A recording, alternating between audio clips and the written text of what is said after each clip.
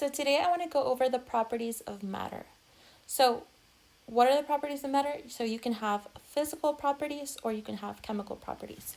So what are the physical properties that you need to know? So you need to know color, melting point, boiling point, density, physical state. And then for chemical, it's rusting, reacting, or burning. Okay, so again, a physical property is something that you can see, that you can measure, and you're not changing the identity of a substance. So again, color, melting point, boiling point, density, or just the physical state itself.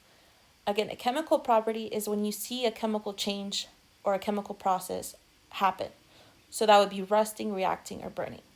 So for physical change, for example, if you think about it, let's say I have water. If I take that water and I put it into the freezer, I'm going to get ice. I'm not forming something new.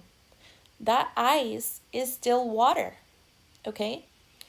Because if I take that ice cube and I go and I put it on the counter, it's going to melt and it's going to give me water, what I originally have. So melting is a physical change.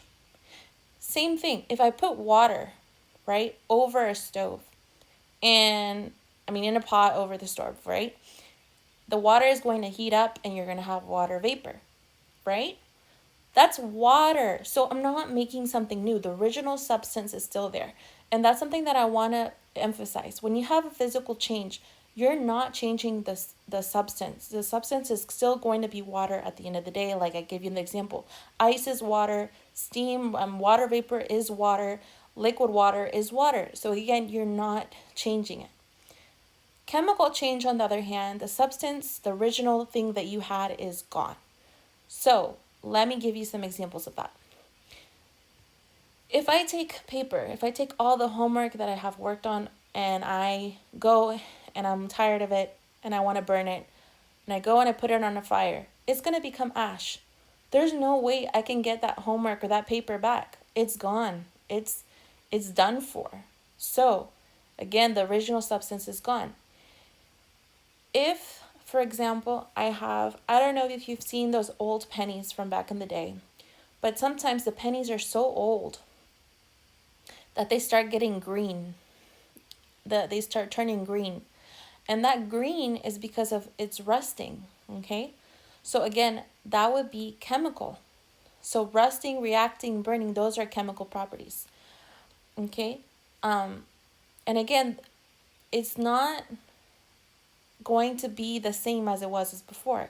The best example I can give you of this would be making a cake. So if I get milk and butter and flour and sugar, I mix it and I put it into a pan and I put it in the oven, and then when it comes out of the oven, it's a cake. I can't take that cake. I can and try to separate the milk and the eggs and the butter and the sugar or whatever. It's gone. The original substances, the milk, the egg, the sugar, all of that underwent a chemical change and it became cake. I can't undo that process. It's cake now. It's done for. So that's what I mean by the original substance is gone. Obviously that milk and eggs and sugar, all of that became cake, but what I'm saying is it's cake now. You can't get your milk back, you can't get your eggs back, you can't get your sugar back. It's cake now. Okay? An example for like physical, also I've also seen someone say, okay, like let's say I cut an apple and I cut it in half. Again, it's still apple. You're not changing anything. Even though it's getting smaller in size because you're cutting it, it's still apple at the end of the day. So if you have your original substance, again, that's going to be physical change.